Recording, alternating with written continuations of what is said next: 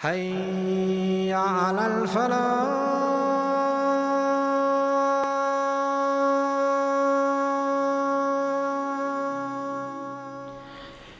اللهم صل على سيدنا ومولانا محمد وعلى آل سيدنا مولانا محمد وبارك وسلم. رب اشرح لي صدري ويسر لي أمري واحلل عقدة من لساني يفقهوا قولي. اللهم أرنا الحق حقا وارزقنا اتباعه وأرنا الباطل باطلا وارزقنا اجتنابه. آمین یا رب العالمین. حضرات محترم اور میری بہنوں اور میری بیٹیوں، آج ہم جس بابرکت تقریب میں جمع ہوئے ہیں، بخاری شریف کا اختتام اور آخری حدیث کا بیان حضرت شیخ الاسلام مولانا محمد تقی عثمانی صاحب بیان فرمائیں گے۔ میری ان بیٹیوں نے بخاری شریف، مسلم شریف، ترمذی شریف، نسائی، ابن ماجہ یہ کتابیں مکمل پڑھ لی ہیں۔ میں دل کی گہرائیوں سے ان تمام بیٹیوں کو مبارکباد پیش کرتا ہوں۔ حق جل شانہ ایک ایک بچی کو جس نے دورہ حدیث کر لیا ہے، اللہ جی دین کی خادمہ بنا، مبلغہ بنا، اور اللہ جی جہاں جائیں جہاں رہیں دین کی خدمت تو ان سے لیتا رہے۔ میں نے شروع میں ایک دعا پڑھی جس کا ترجمہ سناتا ہوں۔ اس دعا کا ترجمہ یہ ہے کہ یا اللہ ہمیں حق کو حق کر کے دکھلا دے، اور پھر اس حق پر چلنے کی بھی توفیق عطا فرما دے، اور اے اللہ ہمیں باطل کو باطل کر کے دکھلا، اور پھر اس باطل سے بچنے کی بھی اے اللہ تو ہمیں توفیق عطا فرما دے۔ کہیں ایسا نہ ہو کہ ہم حق کو باطل سمجھ کر چھوڑ بیٹھے، اور کہیں ایسا نہ ہو کہ باطل کو حق سمجھ کر سینے سے لگائے رکھیں۔ اللہ جی اس آفت سے ہم سبوں کی حفاظت فرما۔ حضرات محترم، میں انتہائی اختصار کے ساتھ اپنی ان بیٹیوں کو کچھ نصیحت کرتا ہوں، اور آپ حضرات سے بھی درخواست کرتا ہوں کہ آپ حضرات توجہ فرمائیں گے۔ یہ جن بیٹیوں نے دورہ حدیث مکمل کیا ہے اور آج ان کی تکمیل ہو رہی ہے،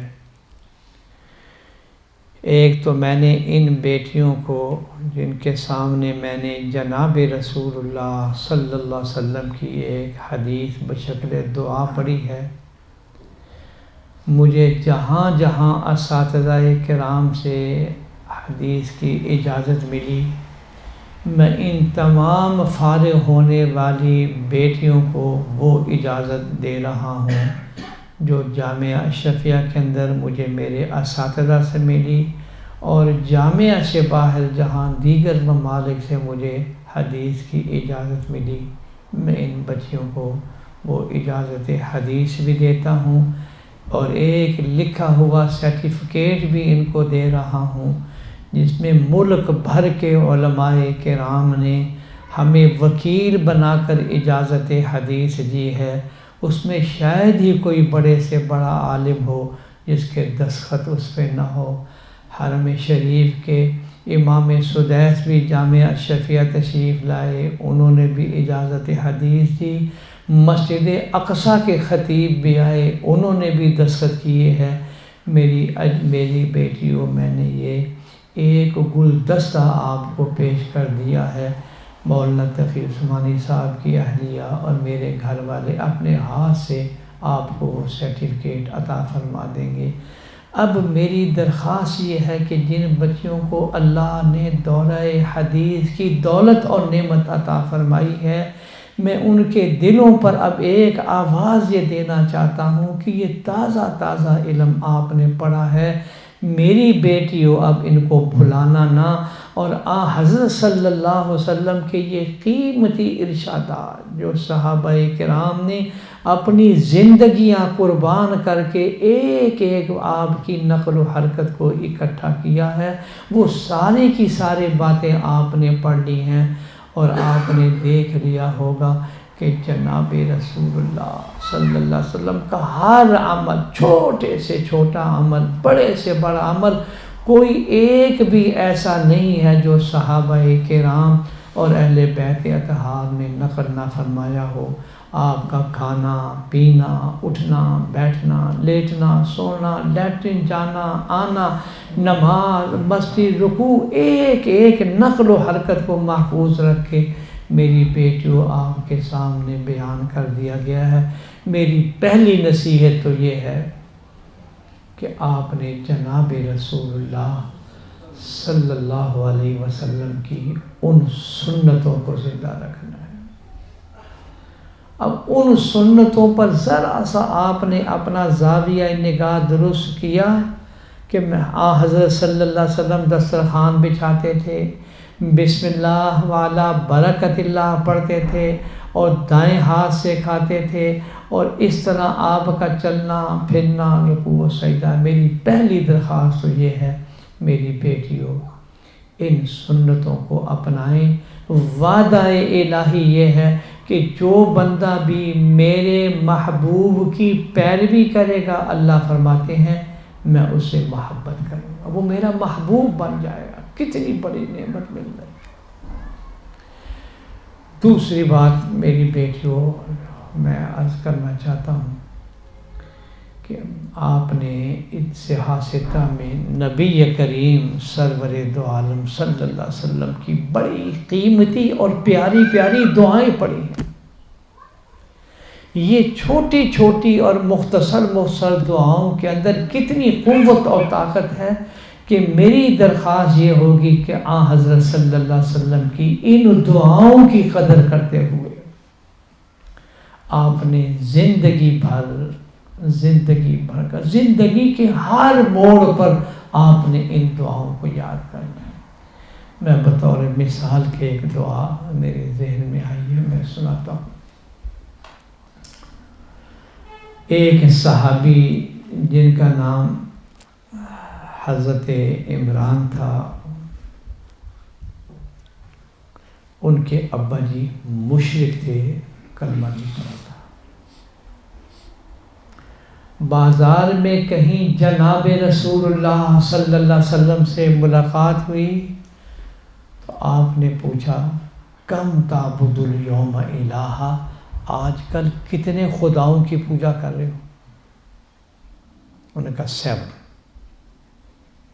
یہ رزق دیتا ہے، یہ اولاد دیتا ہے، یہ ان میں سے کہا 6 تو زمین پر ہے، وہ مشرک کہنے لگا، اور ایک عرش معلیٰ پر ہے۔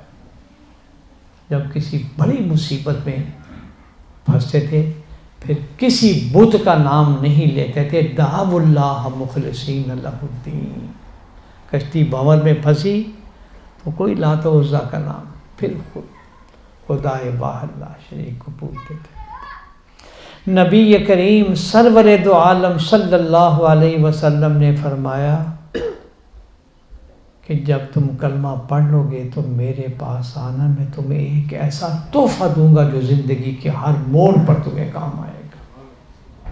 میری بیٹیوں، یہ روایت آپ نے پڑھی ہے، میں آپ کو سبق یاد دلانے کے لیے بطور نمونہ کے ایک بات پیش کرتا ہوں، تاکہ امام ترمذی رحمۃ اللہ علیہ نے جو کتاب الدعوات اور دیگر حدیث کی کتابوں میں جو دعاؤں کا تذکرہ ہے، تاکہ اس کی آپ قدر کر لیں۔ پتہ دے دیا کہ اس مشرک نے کلمہ پڑھنا ہے۔ کچھ دنوں کے بعد کلمہ پڑھا، اب اس کے دماغ میں آیا یہ اللہ کے رسول ہے، عرش معلیٰ سے براہ راست رابطہ ہے، میرے ساتھ وعدہ فرمایا تھا کلمہ پڑھنا اور میرے پاس آنا، میں تمہیں ایک ایسا گفٹ دوں گا تمہیں زندگی کے ہر موڑ پر کام آئے گا۔ وہ دوڑا ہوا آستانہ عالیہ پر آیا، کہنے لگا فلاں چوک، فلاں محلہ، فلاں جگہ پہ آپ نے میرے ساتھ ایک وعدہ فرمایا، اب میں نے کلمہ پڑھ لی ہے، مجھے وہ تحفہ دے، اب وہ میں تحفہ آپ کو دینا چاہتا ہوں، اس کی قدر کر لی کہ جس کے بارے میں حضرت صلی اللہ علیہ وسلم نے تمہیں زندگی کے ہر موڑ پر وہ تحفہ کہا، یہ فرما کر فرمایا ہاں میں نے وعدہ کیا تھا میں تمہیں تحفہ دیتا ہوں۔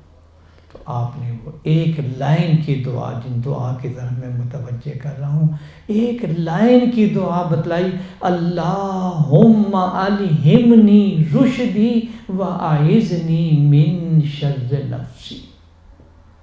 اس کا ترجمہ یہ ہے کہ یا اللہ جس کام میں میری دنیا اور آخرت کی فلاح اور کامیابی ہے، میرے دل میں آپ الہام کر دیجیے، آپ میرے دل میں ڈال دیجیے۔ مجھے تو کچھ پتہ نہیں یہ کام کروں یا نہ کروں، مجھے کیا معلوم ہے یہ دیوار کے پرے کیا ہے، لیکن اے اللہ آپ تو سینوں میں آنے والے وسوسوں کو بھی جانتے ہیں، میں آپ کے اس علم کا واسطہ دیتا ہوں، اب میں یہ کام کرنے لگا ہوں، جس میں خیر و بھلائی ہو اللہ جی میرے دل میں ڈال دیجیے۔ اور آگے فرمایا اے اللہ مجھے میرے نفس کی چالاکیوں سے بھی بچائے۔ یہ ہے دعا کا دوسرا۔ عقل بڑی عیار ہے، 100 بھیس بدل لیتی ہے، تو دعا یہ سکھلائی کہ اللہ جی میری بیٹیوں اب یہ دعا جو جناب رسول اللہ صلی اللہ علیہ وسلم نے تلقین فرمائی بطور نمونہ کے میں نے پیش کی ہے، ورنہ ایک ایک دعا آپ پڑھیں گے ہمارے تصورات میں بھی وہ باتیں نہ ہوں گی خیر و بھلائی کی جو حضرت صلی اللہ علیہ وسلم نے ہمیں تعلیم فرما دی۔ میرے دادا پیر حضرت تھانوی رحمۃ اللہ علیہ فرماتے مجھے عمر بھر یاد نہیں میں نے کسی کام کرنے سے پہلے اس دعا کو نہ پڑھا ہو، ایسا کبھی نہیں ہوا۔ اگلی بات پر اس سے بھی بڑھیے فرمانے لگے مجھے عمر بھر یاد نہیں کہ یہ دعا پڑھ کر میں نے فیصلہ کیا ہو تو مجھے پشیمانی ہوئی۔ آئے میرے اللہ، دیکھا آپ نے مجھے، کوئی جو ناشنا سے آگاہ ہو تو کیا علاج، ان کی نوازشوں میں تو کوئی کمی۔ میری بیٹیوں ایک تو میں آپ سے درخواست کروں گا کہ آپ نے یہ جو تازہ اسباق پڑھے ہیں اللہ کے لیے ان کو نہ چھوڑیے گا، دعاؤں کی طرف خصوصی توجہ دیجیے گا، اور پھر جناب رسول اللہ صلی اللہ علیہ وسلم نے جو مسائل احکامات نماز کے بارے میں، زکوٰۃ کے بارے میں اور زندگی گزارنے کے بارے میں جو احکامات بیان فرمائے، ایک ایک حکم پر عمل کرنے کے لیے آپ اپنے آپ کو مضبوطی سے تیار کر لیجیے۔ اور مجھے ایک ڈر اور فکر جو میں اکثر لاہور میں بھی یہاں بھی عرض کرنا چاہتا ہوں، اللہ نے بڑی نعمت دی ہے آپ کو، بہت بڑی نسبت دی ہے آپ کو۔ ہماری ان حدیث کی کتابوں کے اندر حضرت صلی اللہ علیہ وسلم نے بڑا ڈرایا ہے جن باتوں سے کہ شیطان ملعون ہمیں کس انداز میں حملہ آور ہو کر ہماری نیکیوں کو تباہ و برباد کرتا ہے۔ اس میں حسد بھی ہے، بخل بھی ہے، حب مال بھی ہے، حب جاہ بھی ہے، اور سب سے بڑھ کر جو روحانی امراض میں سب سے خطرناک مرض ہے وہ تکبر کی ہے۔ آدمی اپنے کو بڑے سمجھتا ہے۔ ایک روایت کا مفہوم ہے، حافظ اللہ شاہ فرماتے ہیں یہ کبر اور بڑائی جو ہے یہ میری چادر ہے، اور جو آدمی اس کو لے گا میں اس کی گردن توڑ دوں گا، یہ الفاظ ہے سب سے زیادہ۔ میری بیٹیوں میں آپ سے لجاجت سے عرض کروں گا کہ ان باتوں کی طرف جن سے حضرت صلی اللہ علیہ وسلم نے منع فرمایا ہے۔ غیبت تو ایک ایسا فیشن بن گیا ہے کہ کوئی مجلس ایسی نہیں ہوتی کہ جس میں خام خواہ کسی کا بلا مقصد جو ہے وہ ذکر جو ہے وہ برا کر دیتے ہیں، اور جس کے بارے میں ہم قرآن کریم نے ایسی سزا سنائی ہے کہ شاید کسی بڑے گناہ کی بھی وہ سنائی ہے۔ میں اپنے مرے ہوئے بھائی کا گوشت کھانا، اَيُحِبُّ أَحَدُكُمْ أَن يَأْكُلَ لَحْمَ أَخِيهِ، یہ ہے غیبت کا نقصان، اور اس کی مثال دی حق جل شانہ نے۔ تو میری بیٹیوں ایک میری درخواست یہ ہے کہ اپنے قلب پر پہرا بٹھائیے، اپنے آپ کو دیکھتے رہیے، میرا کوئی عمل ایسا نہ ہو کہ جو قیامت کے دن میں پہنچوں تو پتہ چلے وہ سارا کا سارا ڈائنامٹ ہے، یہ ریاکاری، یہ دکھلاوا، یہ میں نے یہ کیا، میرا یہ کام ہے۔ میری بیٹیوں، یہ ریاکاری اور دکھلاوا اتنا ناپسند ہے کہ بعض روایتوں میں آتا ہے سب سے پہلا شخص جو سر کے بل جہنم میں گرایا جائے گا وہ ریاکار ہو۔ اور بخاری شریف کی آپ نے سب سے پہلی روایت جو پڑھی ہے اس میں قبلہ درست کیا ہے، انما الاعمال بالنیات،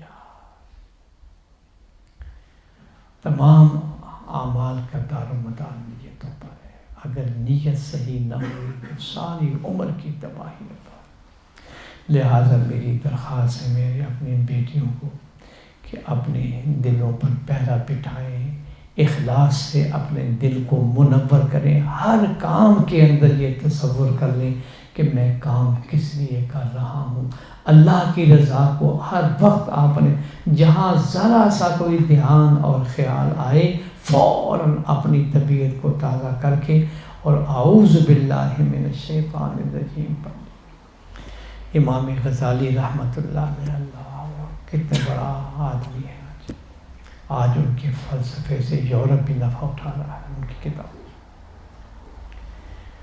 اپنا واقعہ بیان کرتے ہیں کہ میں بغداد کے جس بازار سے گزرتا تھا اور جو میری سواری تھی وہ جو سجائی ہوئی تھی سواری، تو دائیں اور بائیں مخلوق کھڑی ہوتی تھی صرف دیکھنے کے لیے کہ امام غزالی اب گزرنے ہو۔ اور ان کے درس کے اندر تاریخ میں آتا ہے کہ 300 بڑی بڑی پگڑیوں والے آتے تھے دور سے، شہزادے بھی بیٹھتے تھے، وزراء بھی بیٹھتے تھے۔ کہنے کہ میں پڑھا رہا تھا تو میرے دل میں آیا کہ میں نے علم اس لیے پڑھا تھا کہ لوگ میرا یوں استقبال کریں، وزراء آئیں اور یہ بڑے بڑے علماء، میں نے اس لیے پڑھا تھا۔ میں نے تو علم صرف اس لیے پڑھا تھا کہ میں اپنے اللہ کو راضی کروں اور اللہ کی رضا کو حاصل کر لوں۔ یہ تو ساری دنیا داری ہے۔ تاریخ گواہ ہے، اس آدمی کے دل میں انقلاب آیا، ایک تکیہ لیا، پانی کی ایک چھاگر لی اور جنگلوں میں بھاگ گئے۔ 10 سال یہ آدمی اپنے اس قلب کی اصلاح میں گھومتا، 10 سال۔ کہنے لگے میں استنبول کی جامع مسجد میں نے 40 دن کا اعتکاف کیا، وہاں کسی کو نہیں پتا تھا کہ امام غزالی ہے۔ میں جا کے تو سردیوں کے دن تھے تو میں دوپہر کو مسجد کے ذہن میں آتا تو ایک بڑے محدث بیان کر رہے تھے، تو اکثر میری کتابوں کا حوالہ دے رہے ہیں، ان کو نہیں پتا میں بیٹھا ہوا ہوں۔ میری بیٹیوں، علم کا نور تب آئے گا کہ جس میں اس میں اخلاص آئے گا۔ میں نے جو خطبے میں دعا بھی پڑھی ہے، یہ وہ دعا ہے جو حضرت صلی اللہ علیہ وسلم مکہ مکرمہ میں بیت اللہ شریف کے سامنے آب زمزم نوش فرمانے کے بعد یہ دعا مانگی ہے جو میں نے دعا پڑھی ہے۔ اللہم انی اسألک علما نافعا، اللہ جی میں وہ علم مانگتا ہوں جو دنیا بھی مجھے مفید ہو، قبر میں بھی نفع دے، اور قبر سے لے کر جنت تک کی جتنی منزلیں آنے والی ہے اللہ جی اس میں مجھے نفع دے۔ یہ دعا سکھلائی ہے میری عزیز بیٹیوں، یہ دعائیں آپ نے پڑھی ہے۔ ایک دعا کا میں جلدی سے اور ترجمہ سنا دیتا ہوں، آپ حضرات سے بھی درخواست کرتا ہوں۔ حضرت صلی اللہ علیہ وسلم کی مسنون دعائیں چھپی ہوئی مل رہی ہیں، جگہ جگہ مل رہی ہیں۔ حضرت تھانوی رحمۃ اللہ علیہ نے مناجات مقبول جس میں صرف قرآن و حدیث کی دعائیں اور 7 دنوں کی 7 منزلیں بنا دی، پڑھنے میں آسانی ہو، عجیب عجیب۔ ایک دعا کا ترجمہ سن لیجیے۔ اللہ دعا کا ترجمہ ہے، اے اللہ میں تمہیں واسطہ دیتا ہوں ان لوگوں کا جو کائنات میں تجھ سے سوال کر رہے ہیں، دریاؤں میں، خشکی میں، پہاڑوں میں، جہاں جہاں بھی جو لوگ اللہ جی آپ سے خیر و بھلائیاں مانگ رہے ہیں، اللہ جی وہ خیر و بھلائیاں مجھے بھی عطا فرما دیں۔ دیکھا آپ نے، امام کعبہ ہو، مسجد نبی کا امام ہو، یعنی جہاں کہیں بھی اے اللہ جو خیر و بھلائی مانگ رہے ہیں اللہ جی میں بھی طالب ہوں، وہ ساری بھلائیاں مجھے عطا فرما دیجئے، اور جن شر بیماریوں تکلیفوں سے اے اللہ روئے زمین میں لوگ پناہ مانگ رہے ہیں اللہ جی مجھے بھی اس سے پناہ عطا فرما۔ عجیب عجیب آپ دعائیں دیکھیں گی، مختصر دعائیں ہیں۔ میں نے اپنے کارڈ میں ایک تو اللہم الہمنی چھاپا، اور دوسری دعا یہ تھی اللہم لقنی حجت الایمان عند الممات، اللہ جی موت کے وقت مجھے کلمہ نصیب فرما۔ اتنی سی دعا، آدھی لائن بھی ہے تو پاسبل نہیں، ممکن نہیں، اگر جس بندے نے اللہ سے ساری زندگی یہ مانگی کہ اللہ جی سکرات موت میں میری مدد فرمانا، اور میرا آخری کلام لا الہ الا اللہ محمد الرسول اللہ، اگر آپ نے اپنی اس زندگی میں یہ دعا مانگی، پاسبل نہیں ہے کہ سکرات موت کا وقت آئے، طاقت اللہ کے پاس، قدرت اللہ کے پاس ہے، تو پھر شیطان غالب آ جائے، کبھی نہیں ہوگا۔ ماتم ہم اس وقت کرتے ہیں اللہ کہ ساری زندگی خدا کی بغاوت، ساری زندگی جو ہے شیطان کی بات مانی۔ میرا ایک بڑا دردناک واقعہ میرے شیخ نے سنایا، میں کہاں پڑھتا ہوں، علی گڑھ کے پڑھے ہوئے تھے میرے شیخ، کہنے لگے کہ میرے کلاس روم تھا، اکٹھے پڑھتے، وہ بھی کراچی آ گیا، میں بھی گیا، اس نے آ کے ساری زندگی قرآن و حدیث کے خلاف کام کیا، بڑا لکھتا تھا۔ مجھے پتہ چلا کہ ڈاکٹر نے جواب دے دیا، وہ ہسپتال، میری شیخ کہتے میں کیا، اب وہ لیٹا ہوا ہے، موت سامنے رقص کر رہی ہے، تو میں نے کہا اکٹھے پڑھتے رہے، ابھی مہلت دی ہے اللہ نے، ابھی اللہ نے مہلت دی ہے، کلمہ پڑھ لو اور توبہ کرو۔ خدا کی قسم بس میرے رونگٹے کھڑے، میرے شیخ کہنے لگے، وہ کہہ رہا ہے کہ میرے ساتھ اس موضوع پر بات نہ کیجیے، اور کلمہ نہیں پڑھا اور مر گیا۔